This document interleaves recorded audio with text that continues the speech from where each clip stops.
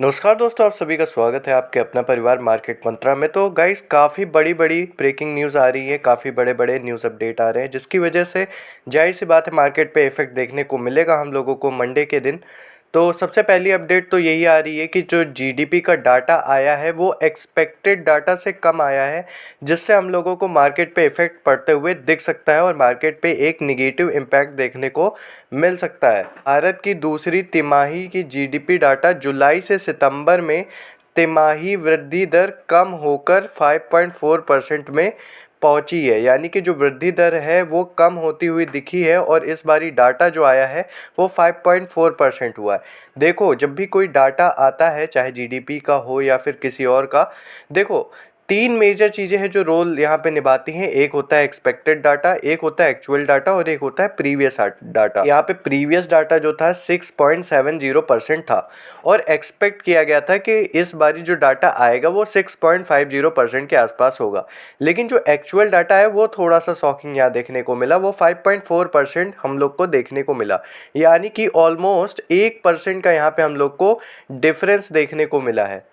अब इससे क्या होगा, इससे निफ्टी हो या बैंक निफ्टी या फिर बहुत सारे जो ऑल स्टॉक्स हैं उन पे इफेक्ट पड़ते हुए दिखेगा कि ये हाई इवेंट था। जैसे कि दो हाई इवेंट होने थे, जो कि पहला अपना जीडीपी यानी कि अपने इंडिया का था, दूसरा आपको पता है एफओएमसी का मिनट्स आने वाले थे।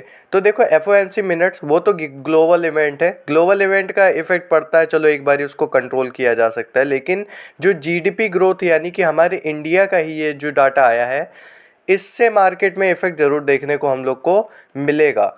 वहीं बात कर लेते हैं नेक्स्ट न्यूज़ की। तो निफ्टी रिक्लेम्स 21 डेमा फ्रॉम ग्रीन कैंडल, यानी कि निफ्टी ने जो है वो अपने 21 डेमा जो चल रहा है, 21 डेमा का लेवल है जो कि पड़ता है 23,900 के आसपास, 23,900 के आसपास 21 का डेमा है, उसको रिक्लेम किया है। क्योंकि आपको पता है निफ्टी ने एक बड़ी सी ग्रीन कैंडल बनाई थी और अपना ये 21 के डेमा के ऊपर फिर से आ गई है। तो अब मंडे को ट्रेड किस तरीके से होना है उस पे भी चर्चा करेंगे। चर्चा करने से पहले बात कर लेते हैं जो एनालिसिस्ट होते हैं उनकी तरफ से निफ्टी को लेकर क्या अपडेट आ रही है, उनकी तरफ से क्या कहना है निफ्टी को लेकर। उन्होंने बताया कि Nifty could move higher towards crucial hurdle of 24,350, यानी कि जो क्रूशियल हर्डल बन रखा है निफ्टी का वो 24,350 का लेवल बन रखा है। यानी कि 24,350 का ये जो लेवल है, इसको निफ्टी अगर निकालती है, यानी कि इस लेवल का ब्रेकआउट आता है, तो निफ्टी अपसाइड हम लोग को काफ़ी अच्छा मूवमेंट देती हुई दिख सकती है। तो ये लेवल बुलिश जाने के लिए निफ्टी को निकालना होगा। वहीं पे बात कर लेते हैं जो 23,900 का लेवल है, is likely to act as support for Nifty 50, यानी कि वो एक सपोर्ट की तरह यहाँ पे एक्ट कर रहा है, यानी कि एक सपोर्टिंग लेवल बना हुआ है। और जैसा कि मैंने बताया कि वहाँ पे 21 डेमा भी बन रहा है, तो अगर उस लेवल को सस्टेन करती है, उस लेवल के ऊपर ही रहती है मार्केट, तो हम लोगों को मार्केट अपसाइड ही मूवमेंट करते हुए दिखेगी। लेकिन अगर इस लेवल के नीचे आई, यानी कि 23,900 का जो लेवल है, इसके नीचे आई, तो हम लोगों को एक फिर से फॉल देखने को मिल सकता है मार्केट में।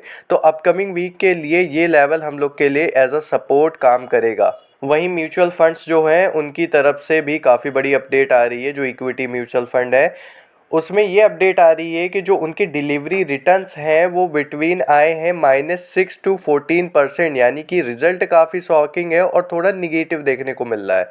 क्योंकि ये जो नवंबर का रिजल्ट है उसके अकॉर्डिंग मार्केट -6% to 14% का यहाँ पे डिलीवरी रिटर्न करते हुए दिखी है। वही बात करें सेक्टरल एंड थीमेटिक फंड्स, उसकी जो परफॉर्मेंस आई है वो आउट परफॉर्मिंग है, यानी कि वो काफ़ी अच्छा परफॉर्म नहीं की है यहाँ पे।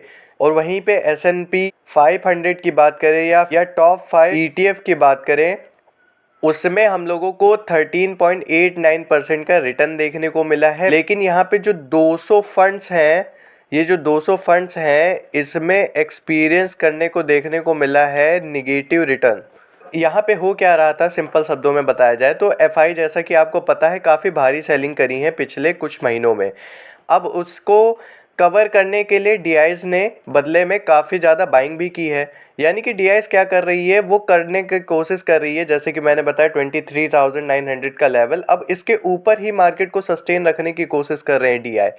और उन्होंने काफ़ी ज़्यादा इन्वेस्टमेंट भी करा है, यानी कि लगभग FIs ने जो सेलिंग की थी पिछले कुछ मंथ में वो 40,000 करोड़ के आसपास की थी, वहीं पे DIs ने भी उतने ही 40,000 करोड़ के आसपास बाइंग की थी। यानी कि FIs गिराना चाहती है और DIs जो है उसको सस्टेन रखना चाहती है ताकि मार्केट यहाँ से फिर से अपसाइड मोमेंटम में जा सके।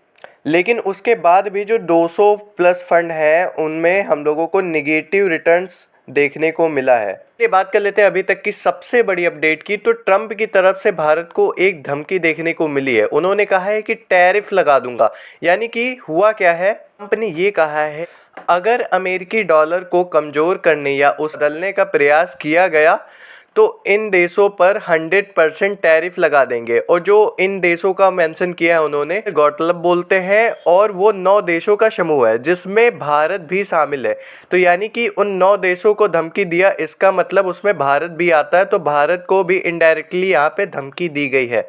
वहीं पे अडानी से भी लेकर काफ़ी बड़ी यहाँ पे अपडेट आ रही है। पता है कि अमेरिकी कोर्ट की तरफ से गौतम अडानी पे क्या आरोप लगाए थे। अगर हमारे चैनल पे आप बने हुए हैं तो आपको पता ही होगा ये सारी अपडेट, क्योंकि मैं ये सारी अपडेट प्लस आपको प्रेडिक्शन देता रहता हूँ। तो वीडियो को आखिरी तक देखिए। अभी मैं चार्ट पे प्रेडिक्शन भी दूंगा। अभी ये न्यूज़ की बातें हो रही हैं, न्यूज़ की बातें क्यों की जाती है आपको पता ही है, क्योंकि इससे काफ़ी ज़्यादा इफेक्ट पड़ता है मार्केट में। देखो, आपको वीडियो में कोई भी बता देगा मार्केट यहाँ से वहाँ जाने वाली है, वहाँ से यहाँ आने वाली है, लेकिन उसके पीछे का असली कारण, असली लॉजिक नहीं बताएगा। क्या इवेंट होने वाले हैं, उससे क्या असर पड़ता है, ये सब कोई नहीं बताता। लोग सिंपल आते हैं, चार्ट में 2-3 लाइनें खींचते हैं और बोलते हैं कि ये सपोर्ट बन रहा है, ये रेजिस्टेंस बन रहा है, यहाँ से मार्केट यहाँ जाएगी। लेकिन मैं यहाँ पे आपको चीज़ें पूरी जीरो टू एंड तक बताता हूँ कि भाई यहाँ पे सारी चीज़ें जो हो रही हैं उसके पीछे का लॉजिक क्या है और वो आखिर में हो क्यों रही हैं और क्या हो सकता है नेक्स्ट मार्केट में, क्योंकि क्या क्या न्यूज़ आई हैं उससे क्या इम्पैक्ट पड़ सकता है। देखो, जैसे कि यहाँ पे अमेरिकी कोर्ट ने आरोप लगाया था गौतम अडानी पे, जो कि आपको पता है। उसके बाद पहली बार गौतम अडानी ने सफाई दी है कहीं पे। जयपुर में एक पुरस्कार समारोह हुआ था, उसमें कहा कि करीब 2 हफ्ते पहले हमें अमेरिकी अधिकारियों ने अडानी ग्रीन एनर्जी में प्रैक्टिस को लेकर आरोप का सामना करना पड़ा है। यह पहली बार नहीं है कि जो हम पे आरोप लगा है, ऐसे आरोप हम लोग पे लगते रहते हैं और इस तरीके की चुनौतियों का सामना करना हम लोग के लिए आम सी बात हो गई है। ये हम लोग को करना ही पड़ता है। मार्केट में जानबूझ के नेगेटिव न्यूज़ फैलाई जाती है, इस तरीके की आरोप लगाए जाते हैं ताकि मार्केट को मैनिपुलेट किया जा सके।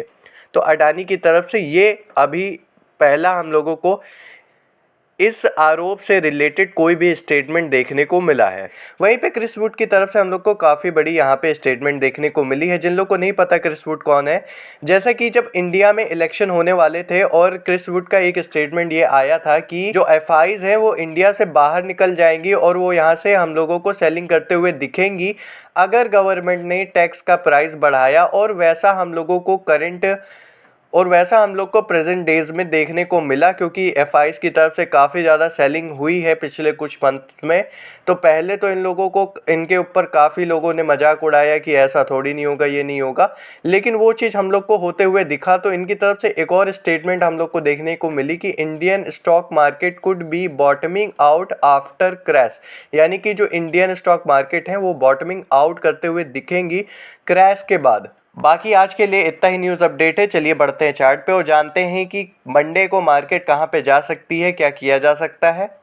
चलिए एक बारी निफ्टी की एनालिसिस कर लेते हैं। यहाँ पे हम लोग आ चुके हैं अपने चार्ट पे। देखो, मैंने यहाँ पे आपको कुछ लेवल लगा के दिए थे और उसकी मार्केट हम लोग को रिस्पेक्ट करते हुए दिख रही है, क्योंकि अगर ध्यान से देखें तो यह मैंने आपके लिए कुछ रेंज यहाँ पे खोल के दिए थे और मैंने बता रखा था कि कहाँ पे सेलर्स एक्टिवेटेड है, कहाँ पे बायर्स एक्टिवेटेड है और कहाँ पे फिर से सेलर्स आए हैं। देखो, मैंने एक चीज़ और बताई थी कि ये वाला हम लोग को एक स्ट्रक्चर कंप्लीट होते हुए दिखेगा, यानी कि इस गैप को निफ्टी फिल करने आएगी, वो भी किया। फिर उसके बाद मैंने ये भी बताया कि इस रेंज के पास, यानी कि 23,880 का रेंज, यानी कि ऑलमोस्ट बोल सकते हैं 23,900 का रेंज, यहाँ से मार्केट पुल बैक लेते हुए दिखेगी, जो कि एनालिसिस्ट का भी मानना है कि 23,900 का जो रेंज है वो हम लोग के लिए एज अ सपोर्ट लेवल काम करेगा। और वैसा होता हुआ हम लोग को दिखा। यहाँ पे निफ्टी हम लोग को फिर से यहाँ से एक पुल बैक लेते हुए दिखी। यहाँ पे काफ़ी ज़्यादा कंसोलिडेट किया इस रेंज के पास, जो कि था 24,000 का रेंज। अब देखो यहाँ पे हम लोगों को मंडे की मार्केट में क्या होते हुए दिख सकता है। जैसा कि हम लोगों ने एनालिसिस्ट का भी देखा और मेरा भी पर्सनल व्यू यही है कि जब तक मार्केट इस रेंज को नहीं निकालती, यानी कि 23,900 का रेंज, अगर इस रेंज के नीचे आती है तब हम लोग को भारी सेलिंग देखने को मिलेगी और निफ्टी 23,594 के लेवल तक जाती हुई हम लोग को दिख सकती है, क्योंकि इसी रेंज के आसपास 21 डेमा भी बन रहा है। और जब भी 21 डेमा के नीचे ही मार्केट गिरती है तो नेक्स्ट उसका टारगेट यही रहता है कि 50 डेमा तक जाने की कोशिश करे। और जैसे कि आपको पता है 23,594 के आसपास 50 डेमा है, तो काफ़ी ज़्यादा चांसेस है इस रेंज से नीचे गिरेगी, तो 50 डेमा के पास जाते हुए यानी कि 23,594 के लेवल तक मार्केट हम लोग को जाते हुए दिख सकती है।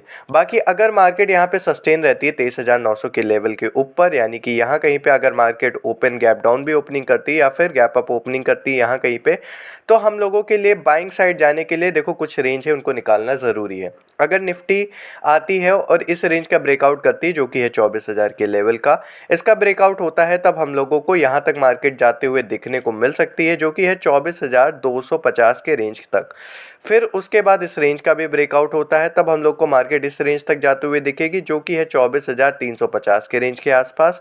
फिर उसके बाद इसका भी ब्रेकआउट आता है। देखो मेन यहाँ पे रेंज अगर प्रॉपर मार्केट हम लोग को बुलिश देखनी है तो वो 24,400 का रेंज को निकालना काफ़ी ज़्यादा ज़रूरी है, क्योंकि हम लोग ऑब्जर्व करें 4 घंटे के पैटर्न में तो यहाँ पे हम लोगों को एक हेड एंड शोल्डर बनते हुए दिख रहा है।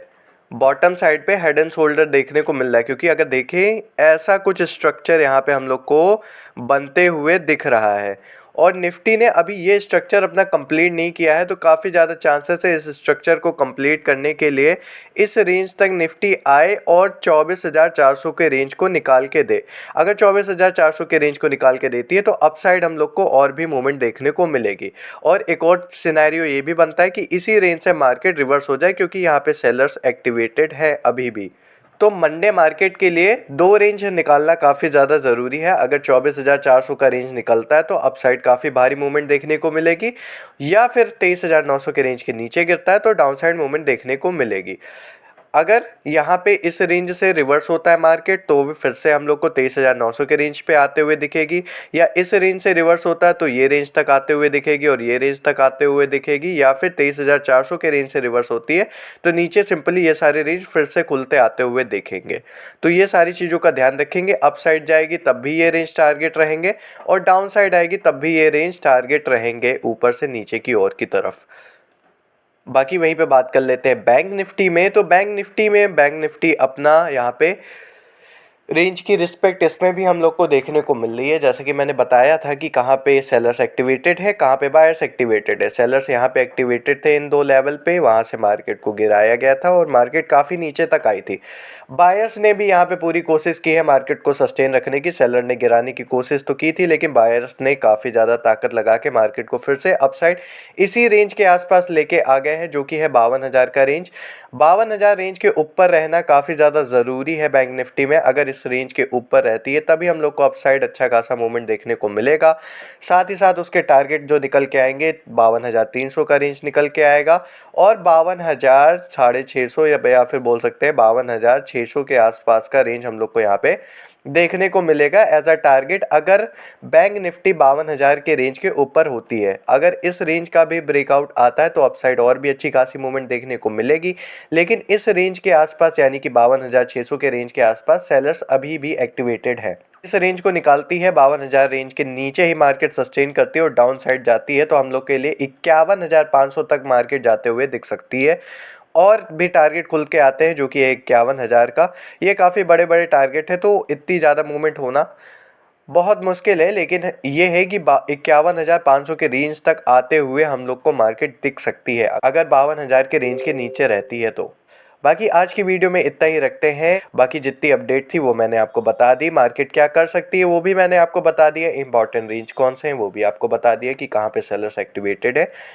बने रहिए हमारे चैनल पे। चैनल को जितना ज़्यादा से ज़्यादा सब्सक्राइब कर सकते हैं सब्सक्राइब करिए, क्योंकि 100K पे हम लोग लाने वाले हैं यहाँ पे आप लोगों के लिए एक बहुत ही अच्छा कोर्स, जिसमें शेयर मार्केट को एकदम जीरो से एडवांस तक आपको हम लोग यहाँ पे शेयर मार्केट को सिखाने वाले हैं, वो भी एकदम फ्री।